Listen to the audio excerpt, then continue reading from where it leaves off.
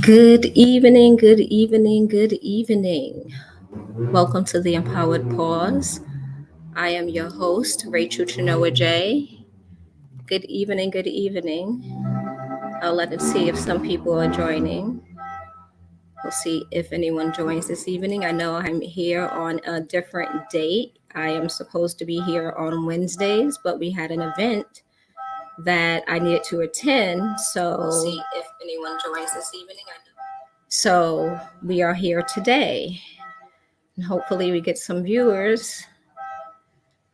If not, I will just continue with the live as usual.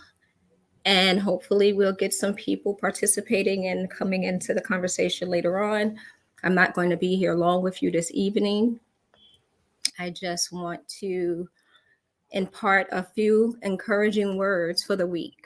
So before I get started this evening, just a little information about myself and Speak Initiative. Speak Initiative is a nonprofit organization committed to combating the rise of suicide in our communities. And SPEAK stands for Suicide Prevention through Empowerment, Action, and Kindness. We can see that there we have a banner scrolling below that is we're still raising for the Empowered Pause and the other programs that Speak Initiative has already launched, which are the 90-day intensive and the Fearless Start. We also have a couple of new programs that should be coming within the next couple of months that we are working on with other organizations as well. If you would like to give or get more information about Speak Initiative, you can follow us on Facebook and all social media platforms. And you can also visit our website at www.speaksuicideprevention.org. Okay, so the Empowered Pause, tonight's episode, is basically one of the programs that is under our empowerment philosophy. So we're here usually each Wednesday evening, and it's just a brief check-in where our speakers who are clients of Speak Initiative and our listeners who are supporting staff, supporting family members, the community, and we're talking about community today, where we take a chance to pause, gather, reconnect, recharge, and just offer some empowering words or encouragement or ideas that we want to take forward through the week. So I don't see anyone live, which is fine. I will, however, save this video so it will be available for future viewing. And if you would like to share it with anyone, feel free to do so. My conversation for today is just really about community. This past week, I was fortunate enough to attend a ball, actually, where we got dressed up and put on our fancy duds and danced the night away. The organization that sponsored the fundraiser, it was a fundraiser for a different organization that is doing some great work in the mental health care arena. It basically was a fundraiser, especially for the organization itself and to highlight their program with youth. So it was a great event. It was there for a worthy cause. There was a silent auction. There were a number of things going on, which was really exciting. I was in the moment most of the evening and it felt really good. But what I didn't realize is when I returned back to my home that evening, a sudden weight came onto me that I hadn't experienced until that night, which was Saturday night. And I was trying to figure out what was actually going on because I had such a great time and it was just so exciting and wonderful and got to see people I hadn't seen in ages, especially since COVID. And I felt a little angry. I felt a little rage. I didn't know exactly what was going on with me, but I just knew that I didn't feel great. And I was trying to figure out why, right? So what I actually did was I sat with myself and tried to replay the entire event to figure out what was I feeling, what went wrong, did anything go wrong? Was it a response to receiving so much love and so many hugs and seeing people, Or was it just I was tired or maybe overwhelmed? Well, what I realized was I had an opportunity to connect back to a community that I had been missing and lacking since the onset of COVID. Community is extremely important, especially when we're talking about mental health care and mental illness. I've mentioned this before that no person is an island, no person, um, we're relational beings on this planet, right? We do need to have interaction with each other. We need support at times. We need, just someone to see you, to hear you. So I realized in that moment the lie that COVID told me and told a lot of us.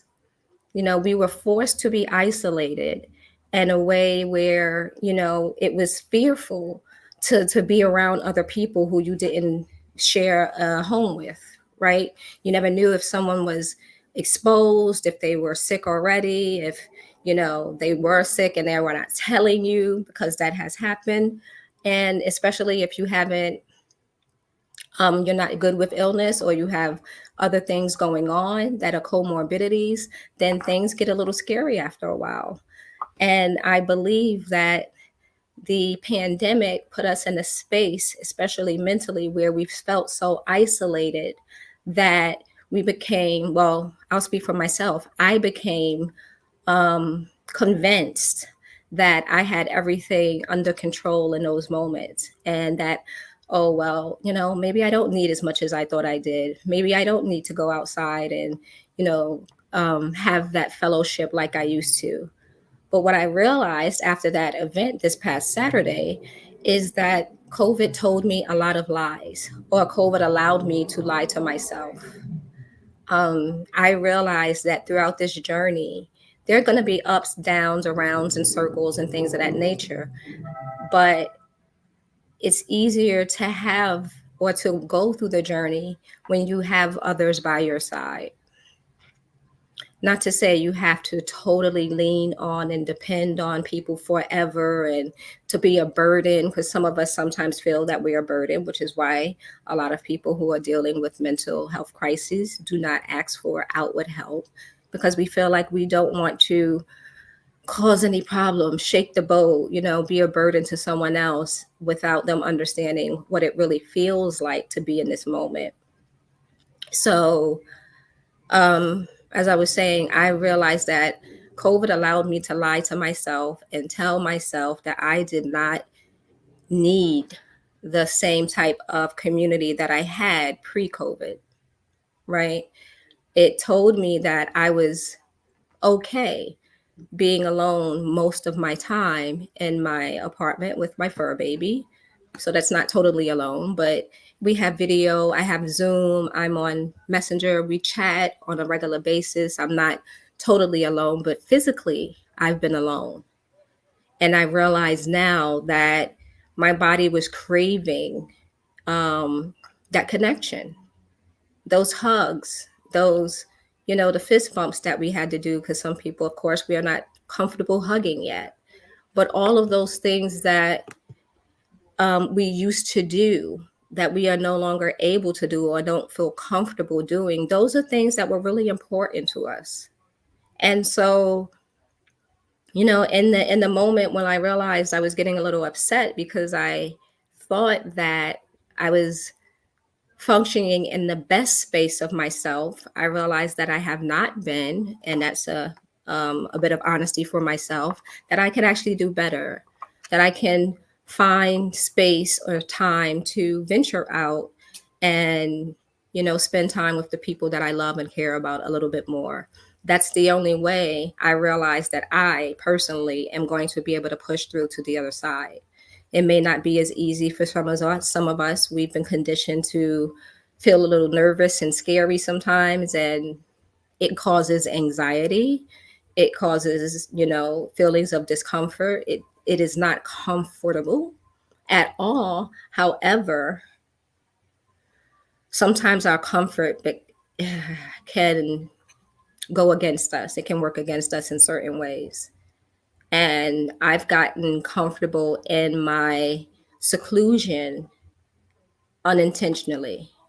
I'm not a person of seclusion. I usually, even though I'm an introvert, I have extrovert tendencies. I like to be around people, or trusted people in trusted circles, and finding that community that will support you in that way. I'm not saying everyone has a community either. Some people feel like they don't have that type of support, or they don't have that type of system around them. And there are ways we can build that up for each other, right? It's about reaching out. Facebook is supposed to be a community where people actually get together and they converse and meet and, you know, reminisce on old times and all of that great stuff. But I realize that sometimes we don't use it for the main purpose. We use it to boast, to judge, to brag, to distract, to do a lot of other things, as opposed to connecting genuinely.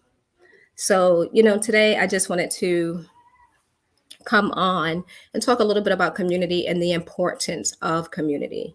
Community is defined as, where is it? It's defined as a group of people living in the same place or having a particular characteristic in common, or a feeling of fellowship with others as a result of sharing common attitudes, interests, and goals.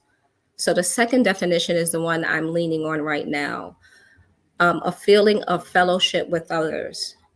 That's what I feel COVID tried to strip away from us. And I'm encouraging you now to find your community. And if you didn't have one pre-COVID, let's explore. There's so many different things that we can do. There's so many different modes of healing. There's so many different artistic, creative opportunities out here. So Speak Initiative is actually on a journey of connecting with organizations and the wellness community to fill up our kindness philosophy and our kindness programs. So this is something that is extremely important to me. And I know that having a healthy community as a support system, and as, just a place to go to feel like home, is extremely important. So I just wanted to encourage everyone, and anyone here who happens to watch this video, don't let COVID lie to you. COVID told us a lot of lies about ourselves. It allowed us to go isolate and be alone, which sometimes is good, but sometimes it cannot be great for certain people. And, we can reclaim that. We can, as, as, I won't say her name, but we used to say reclaiming our time, right? Or reclaim your community, reclaim the support that you need, reclaim the love that you had before this pandemic, and see if you can create something that will fill you, that will encourage you, and that will move you to, contribute to your community, contribute and want to give back to the things that are giving to you. So that's my few minutes for today.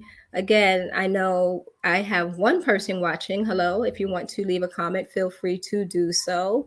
Otherwise, we are ending for today. We will be live again next Wednesday, the 16th at 7:15 p.m. And I look forward to having another short but empowering conversation with you. Okay, so until next time, take care. Have a great evening.